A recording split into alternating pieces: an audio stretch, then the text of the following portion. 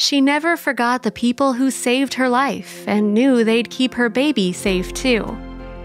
It was a cold and windy day in South Africa in October 2016 when a tiny tree squirrel fell out of her nest. Simone Serfontein was at her friend's house when the squirrel, now known as Dingetjie, fell into the yard. Dingetjie cried and cried for her mom, but her mom never returned. We honestly did not think that this tiny thing would make it, but we needed to try and help this baby, Serfontein told the dodo.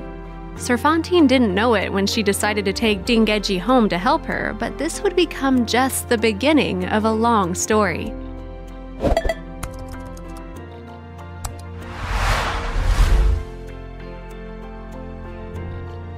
At the time, Serfontein was just trying to make sure Dingetjie would survive the night. When we picked her up, her body temperature was very cold and she was obviously very scared, Serfontein said. Her eyes were still closed. We kept her nice and warm and she eventually stopped screaming.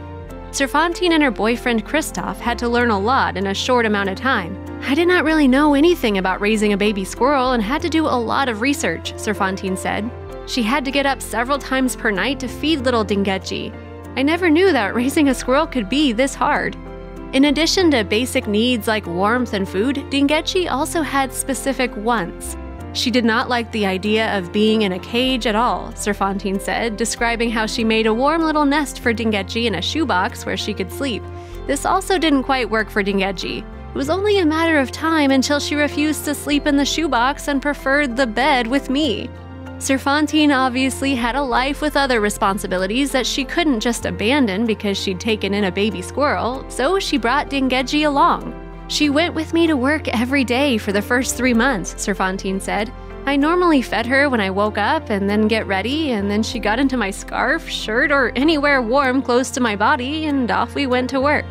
Serfontein knew that the time she had with Dingetjie was limited. The squirrel was still a wild animal, and it would be wrong to keep her locked up in a house forever. We always knew that the day would come for us to release her and say goodbye, Serfontein said. After a few months, Serfontein decided it was time to reintroduce her to the wild. Serfontein happens to live in one of the most wild places in the world. We live in the Greater Kruger National Park in South Africa, and everything is wild around us, Serfontein said. There are many dangerous animals around us that she can run into, and she needs to be ready for that. The couple took Dingetjie into the yard and put her down on the grass to see what she would do. Next thing, she got into a tree and her natural instincts immediately kicked in, Serfontein said. It was pretty amazing and sad at the same time.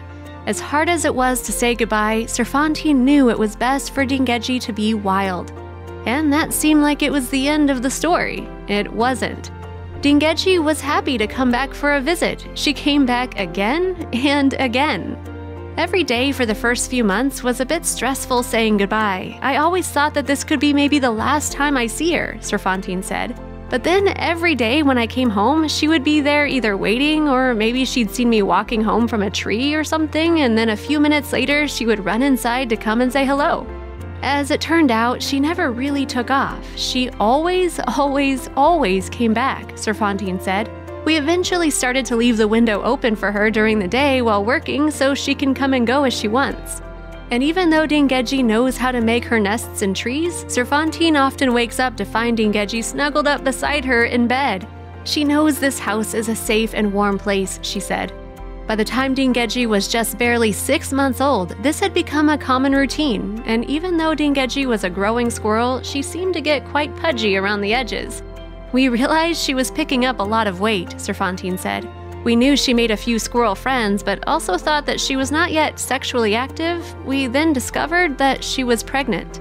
Dingetjie decided to stay in the house most of the time during her pregnancy. She made a nest in a drawer using toilet paper.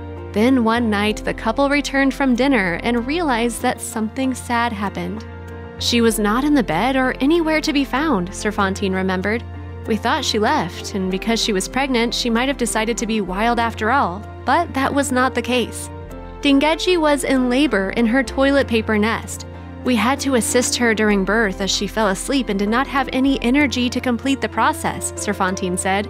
Sadly, the baby was stillborn. I believe she was not ready because she was barely 6 months old, she said. Just over a year later, though, Dingeji started looking similarly plump. She returned to the house and was given as many rolls of toilet paper as she wanted to construct a new nest. In fact, she constructed several nests around the house. On April 24th, Dingeji went into labor for the second time.